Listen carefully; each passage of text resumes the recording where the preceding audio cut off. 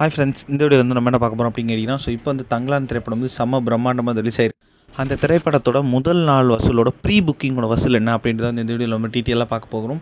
ஏன்னா வந்து தங்கலான் திரைப்படம் வந்து எல்லா இடத்துலையும் வந்து செம்ம பாசிட்டிவ் ரிவ்யூஸ் மட்டும் தான் பெற்றுட்டுருக்கு. ஸோ செம்மையாக இருக்கான் திரைப்படம்.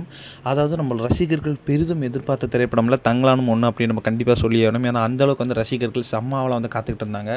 ஸோ நம்மளோட விக்ரம் மற்றும் இயக்குனர் பாரஞ்சித் இவங்களோட இணைஞ்சு உருவான திரைப்படம் பேர் தான் தங்கலான். ஸோ இந்த திரைப்படத்தில் வந்து நம்மளோட ஞானவேல் ராஜா தான் வந்து தயாரிச்சிருந்தார்.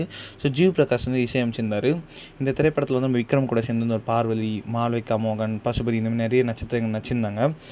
இந்த திரைப்படம் வந்து தமிழக உரிமை மட்டுமே வந்து கிட்டத்தட்ட 25 கோடி வரைக்கும் விற்பனை ஆகிருக்கு அப்படின்றது. ஸோ இது வந்து இந்த திரைப்படத்தினோட எதிர்பார்ப்பு வந்து ரொம்பவே அதிகமாகிருக்கு. இன்னில் வந்து இன்றைக்கி வந்து செம்ம பிரம்மாண்டமாக வந்து ரிலீஸ் ஆன திரைப்படம் தங்கலான். ஸோ இந்த திரைப்படம் வந்து செம்மையாக இருக்கான். ஸோ பாசிட்டிவ் ரிவ்யூஸ் மட்டும்தான் பெற்றுருக்கு. ஸோ விக்ரமோட ஆக்டிங் வழக்கம் போல் செம்ம பீக்கில் இருந்திருக்கு. ஜிவி பிரகாஷோட மியூசிக் ஒரு பெரிய பெரிய ப்ளஸ்ஸாக அமைஞ்சிருக்காங்க திரைப்படத்துக்கு.